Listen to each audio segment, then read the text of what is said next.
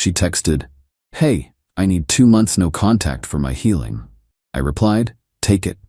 Then I notarized a storage inventory, moved her boxes to a secure unit, and transferred the utilities back to her name. The moment the power shut off, her healing ended with a panic call. I, 29 male, got an interesting text from my girlfriend Sloanie 3 weeks ago. We'd been together for 2 years, living together for the last 10 months in my apartment. Here's the backstory. I've been renting this place for 5 years. 2-bedroom, decent neighborhood, rent controlled at $1,400 a month. When Sloan moved in, we agreed she'd cover utilities and groceries since I was covering rent. Seemed fair. Utilities ran about $200 to $300 monthly. Groceries maybe $400. Way less than half the rent. Things had been weird for about a month before the text. She'd been distant, spending lots of time at her friend Jade's place, coming home late from her yoga teacher training. When I'd try to talk about it, she'd say I was projecting my insecurities and blocking her growth journey. Then, Tuesday morning, while I'm literally making her breakfast, she sends me this text. Not says it, texts it. From the bedroom. "Hey, I need to talk to you about something important. I've been doing a lot of inner work with my spiritual advisor, and I've realized I need space to complete my healing journey. I'm requesting 2 months of no contact starting today. This means no texts, calls, or interactions. I'll be staying with Jade but keeping my things here since this is temporary. Please respect my boundaries during this crucial time.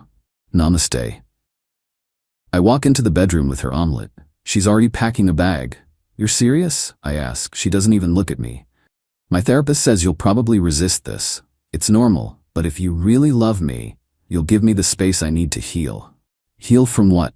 From codependency, from toxic patterns, from us. "So we're breaking up?" She finally looks at me, annoyed. "No. God, why do men always think in such binary terms? I just need space. 2 months, then we can reconnect from a healthier place. And you'll keep your stuff here?" "Well, yeah, I'm on the lease." Narrator, she was not on the lease. "I need you to respect this boundary," she continued. "No contact means no contact. Don't text, don't call, don't show up at Jade's. I'll reach out when I'm ready." She grabbed her bag and headed for the door. Stopped, came back, grabbed the omelet and left. I sat there for a good 10 minutes, just processing. Then I said out loud to my empty apartment, "Take it." And that's when I started planning. Update 1. Y'all asked for updates, so here we go. First thing I did after Sloan left was document everything. Took photos of every room, every item of hers, created a detailed inventory. Downloaded our entire text history. Screenshot her Venmo transactions showing she hadn't paid for utilities in 3 months. Yeah, forgot to mention that detail. Wednesday, I called my landlord, Robert. Good guy, owns a few buildings, we've always been cool. "Hey Robert, quick question. Is Sloan on my lease?" "Who's Sloan?" "My girlfriend who's been living here." "Oh, the yoga girl?" "No, she's listed as an authorized guest." "Why?" "She moved out. Temporarily," she says. "Wants 2 months of no contact to heal." Robert laughed. Actually laughed. "Kid, I've been a landlord for 30 years. When they say they need space to heal, they're already dating someone else." That stung, but I pushed through. "Can I remove her as an authorized guest?" "It's your lease. Send me an email, I'll update the records." Done. Thursday, I went to the utility companies. Here's where it gets interesting. The electricity and internet were in my name, but I'd added her as an authorized user so she could handle issues if needed. The gas and water? She'd actually transferred them to her name months ago without telling me. The electric company lady was helpful. "So you want to remove the authorized user?" "Actually, I want to transfer the account to her. She's taking over the apartment." "Oh, okay, we'll need her consent for that." She already agreed. Here's her email. I showed her the text about keeping her things there and being on the lease. That's not really consent for utility transfer. "Oh, well then, I guess I need to cancel my service. I'm moving." "We can definitely do that. When would you like it disconnected?" "End of the month." That gives her 2 weeks to set up her own account. Same conversation with the internet company. The gas and water? Already in her name. Perfect. Friday, I started packing her stuff. Carefully, respectfully. Each box labeled, contents photographed, her yoga mats, her crystals, her essential oil collection that had taken over the bathroom cabinet, Her clothes, her books about finding your authentic self, her vision board that, ironically, had a picture of us in the relationship goals corner. Found something interesting while packing, a journal. I didn't read it, I'm not that guy, but a sticky note fell out. Jade's handwriting. Remember, he's just your safety net until Micah commits. 2 months should be enough time. Micah, her yoga instructor.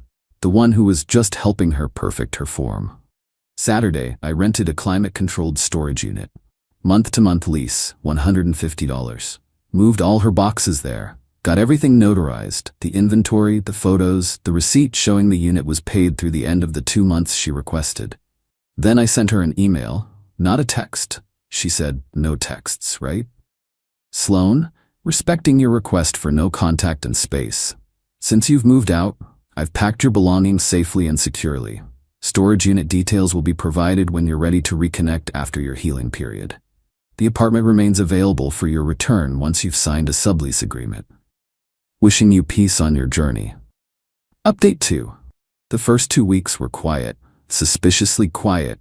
I'd unfollowed Sloan on everything, respecting boundaries, but my buddy Colton still followed her Instagram. He sent me screenshots and holy hell. Her posts were all about choosing herself and breaking free from toxic situations. One post literally said, "Sometimes you have to leave people where they are and focus on your own elevation. If they're meant to be in your life, they'll do the work to meet you at your new frequency." The comments were gold. "So proud of you for taking space. He doesn't deserve your divine energy. Your practice has been so much stronger since you released that dead weight. Dead weight. I'm paying rent for an apartment storing exactly 0 of her belongings, and I'm dead weight." Day 10, things got interesting. Colton texts me a new screenshot. Sloan posted a story from what was clearly Micah's apartment, recognized the exposed brick wall from his YouTube channel where he does yoga for digital nomads or whatever. Caption, "Grateful for spaces that nurture growth." Jade commented, "Get it, girl, he's probably crying into your pillow right now." Jokes on them. I'd bought new pillows, the hypoallergenic kind, since I'd been sneezing for 2 years, not realizing I was allergic to her lavender-scented everything. Day 14, the big day. End of the month. 8 p.m. I'm playing Call of Duty with Colton when my phone starts buzzing. Not texts, calls. From Sloan. I don't answer. No contact means no contact, right? She calls 8 more times. Then Jade starts calling. Then a number I don't recognize. Probably Micah's phone. Finally, a voicemail. "What the hell did you do? The power is off. The internet is off. I came to get some stuff and nothing works. This is illegal. You can't just shut off utilities. I live there. Call me back now." Then Jade leaves one. "You're seriously messed up, you know that? Sloan is going through a spiritual awakening and you're playing petty games? She has rights. We're calling a lawyer." I texted Colton. They're at the apartment. "Bro, didn't you say she wanted no contact?" Me. Guess her healing required my Wi-Fi password. Update 3. The next morning, I woke up to 37 missed calls. Not texts, because she was still respecting the no contact boundary by only calling. Make it make sense. I didn't respond, but I did check the apartment building's Facebook group. I'm still a resident for 4 more months, after all. Sloan had posted, "Urgent. Does anyone know why the power and internet would be shut off in Unit 3B? The landlord says I'm not authorized to get information. This is my home, and I'm being illegally evicted. Any lawyers in the building?" Robert, beautiful Robert, responded, "Miss Sloan, you are not now, nor have ever been, a tenant in Unit 3B. The authorized tenant has informed me you've moved out. If you're having utility issues, perhaps contact the utility companies to establish service in your name." Her response, "I never moved out. I'm temporarily staying elsewhere for mental health reasons." Robert, "Ma'am, you texted the tenant that you needed 2 months of no contact and would be staying with friends. That's called moving out." She deleted the post. That afternoon, I get an email from her. Subject line, "Urgent. Response required. This is formal notice that you are violating my rights as a tenant. I have established residency through the following: receiving mail at this address, Amazon packages count, personal belongings on premises, where are my things? Verbal agreement to share expenses, I bought groceries sometimes. Intimate relationship with leaseholder, irrelevant, but whatever. I demand immediate restoration of utilities and return of my belongings. If these demands are not met within 24 hours, I will pursue legal action.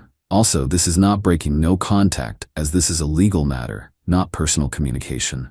Sincerely, Sloan. I forwarded it to my buddy who just passed the bar exam. His response, LMO, oh, she really said Amazon packages establish tenancy?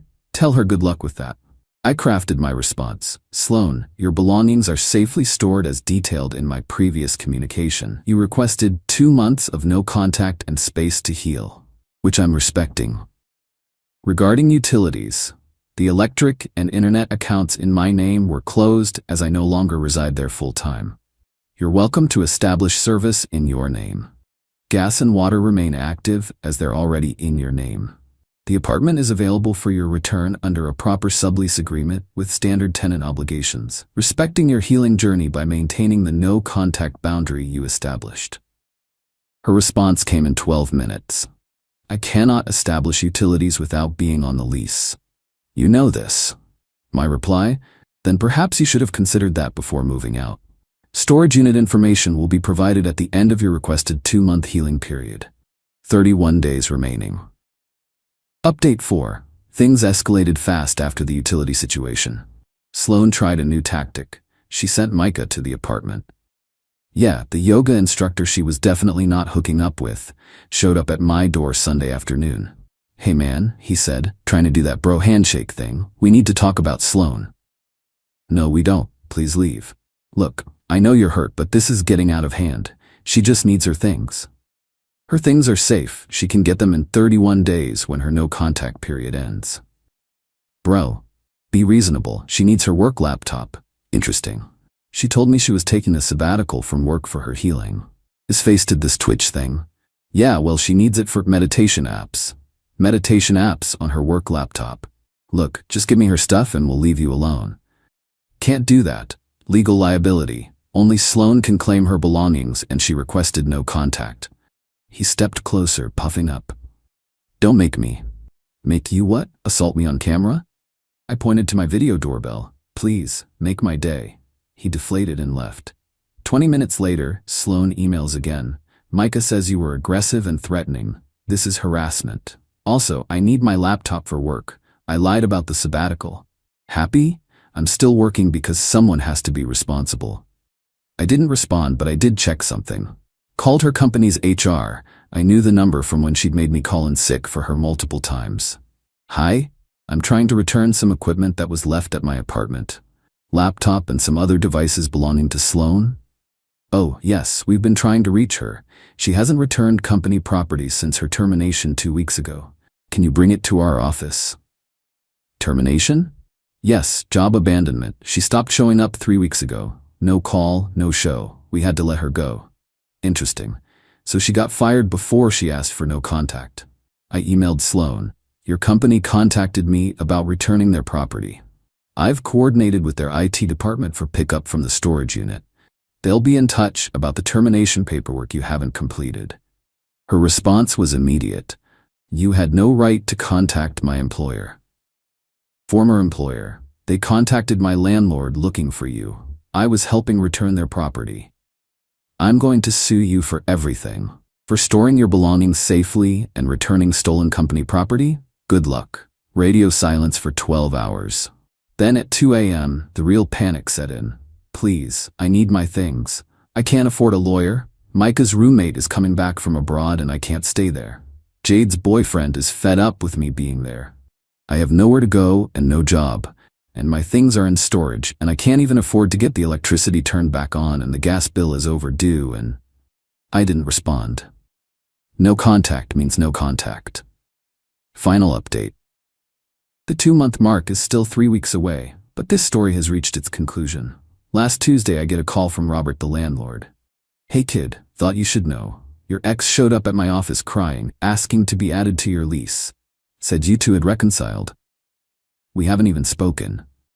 I figured, but here's the thing. She's 3 months behind on the gas bill. They're shutting it off tomorrow.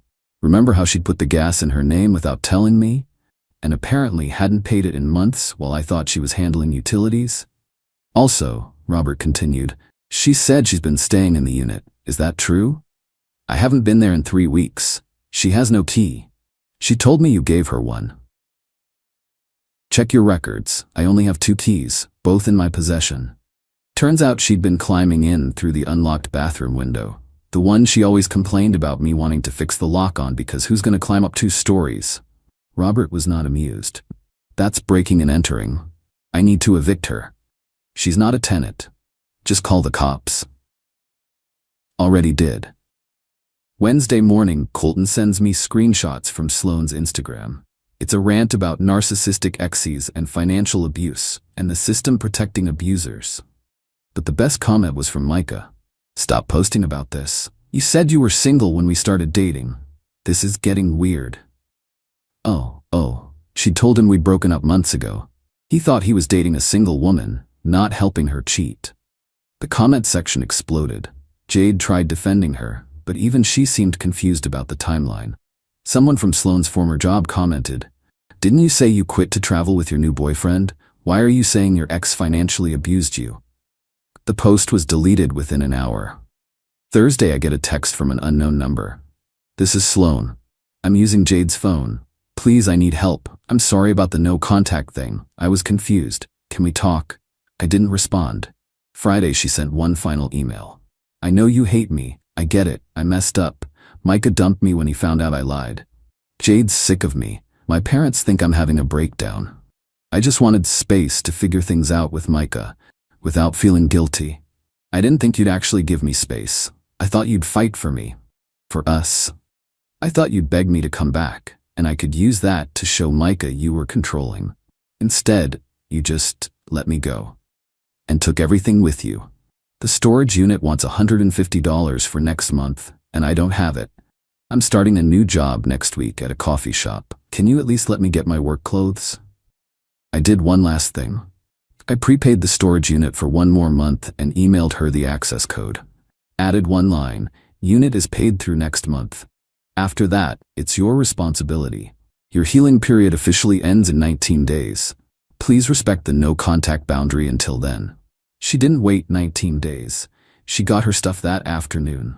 According to the storage facility, I made friends with the guy working there. She came with some dude in a pickup truck. Not Micah. Not anyone I knew. Probably someone she met on Tinder that morning. She loaded everything up, complaining the whole time about what a psycho I am. The storage guy told me she said, he actually thought I meant no contact. What kind of person does that? "The kind who respects boundaries," he replied. She left behind one box. The one with all our photos and memories. The storage guy asked if I wanted it. I told him to toss it. It's been a week now.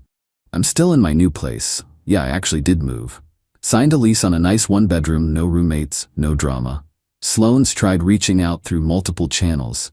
Instagram, LinkedIn, even tried to Venmo, request me $50 with the message, "For the pain you caused." I declined the request.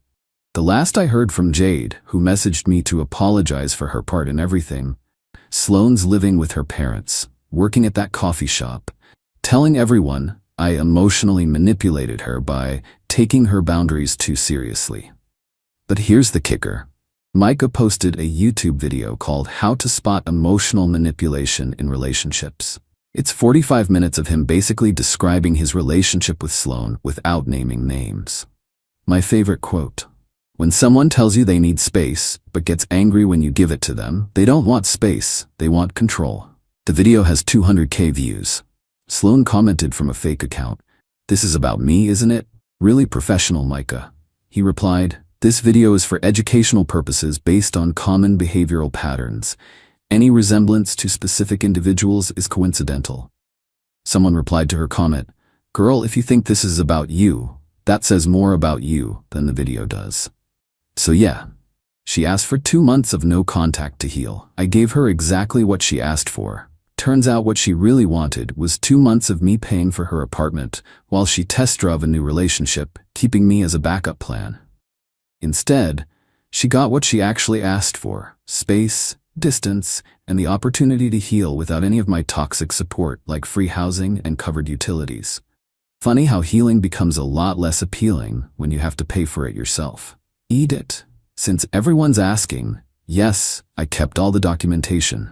Yes, she's tried making new social media accounts to contact me. No, I don't respond. And yes, Robert the landlord gave me a great reference for my new place. He actually wrote, best tenant I've had in 30 years. Handles problems with grace and documentation. Edit 2. The gas got shut off at the old apartment. She never paid the bill. Robert had to pay it to get it turned back on for the next tenant. He's considering small claims court. I'm staying out of it. But I did forward him the screenshots of her claiming she was handling utilities. He said it's the most organized evidence file he's ever seen. My spreadsheet game is strong. What can I say?